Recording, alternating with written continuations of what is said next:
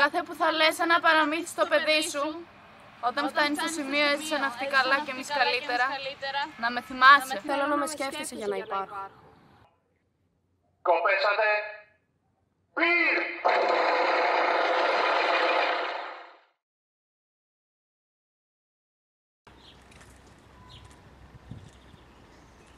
Σύντομα.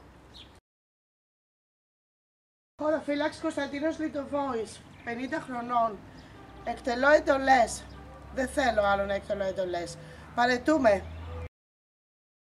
Τελευταία του λέξη δεν ήταν κάποιος λόγος, αλλά ήταν μια κίνηση σε ένα περιδέρια που είχε μέσα τη γυναίκα και το παιδί του.